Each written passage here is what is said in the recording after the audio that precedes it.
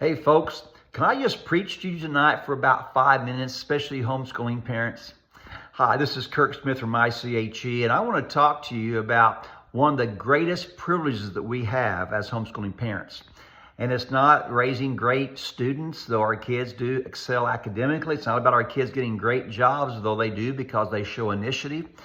I think one of the greatest opportunities that we have as parents is that we get to teach our kids perspective, how to see life properly and hopefully biblically as well.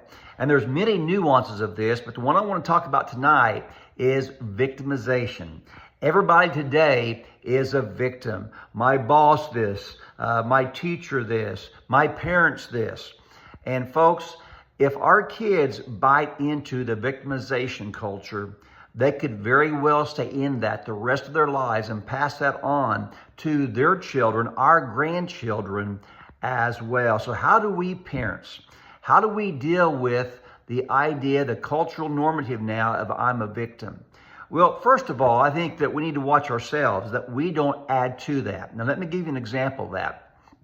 I've been to numerous activities and events over the years, and I see some kids that just stay on the sideline. They never insert themselves. And I understand that some kids are more shy than others. I get that. But what happens often is those kids go home and they tell their parents, well, nobody came up and introduced themselves. Nobody was nice. It was very cliquish. And then the parents complain, well, no one was friendly at that church or at that organization. Well, when my kids, if they would ever say that, I would say, well, how friendly were you? How many people did you go up to and introduce yourself? Does that make sense?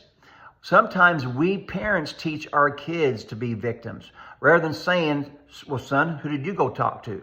Where is it written in stone that somebody else must come up to us and introduce themselves to us and we just sit back like poor little me? So we parents need to be very, very careful that we ourselves do not create victims.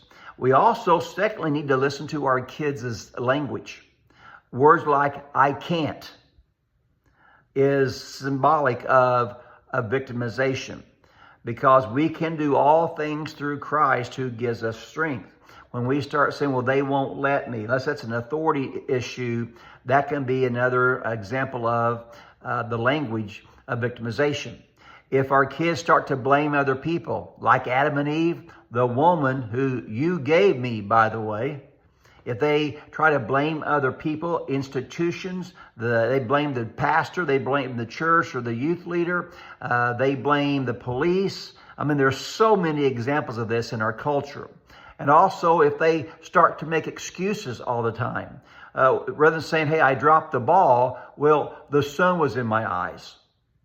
And these things will gather momentum like an avalanche if we don't address these things in their early stages. We must teach our kids they are responsible.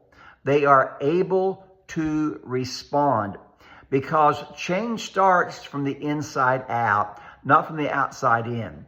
And if we allow our kids to try to blame everybody, like I said, they'll be stuck there. They'll think it's everybody else's problem when in fact it is their own. And finally, we need to teach our kids that God superintends all details in our life. And yes, sometimes it is hard to understand why bad things happen to good people.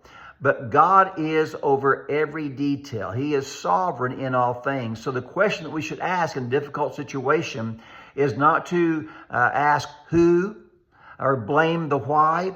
God, what do you have for me in this situation? The Bible clearly teaches that greater is He that's within us than he that is in the world. And through Christ, we are more than conquerors. Now, one of my big pet peeves I'm hearing now, even in the homeschooling community, is the T word. Yes, the T word. What is the T word? The T word is, I've been traumatized by my parents. When I hear that, about 90% of the time, my flesh wants to traumatize them. It really does. Folks, very few people, young people, if you're watching this, very few are truly traumatized. Some are the victims of sexual assault. That's trauma. Some of physical assault. That's trauma. But just because your parents get onto you or maybe raise their voices louder than they possibly should, that's not trauma. That's frustration, probably over something that you did, young people. And I look at how people were 30 years ago. I grew up in athletics, and coaches that I had back then would probably be jailed today for child abuse.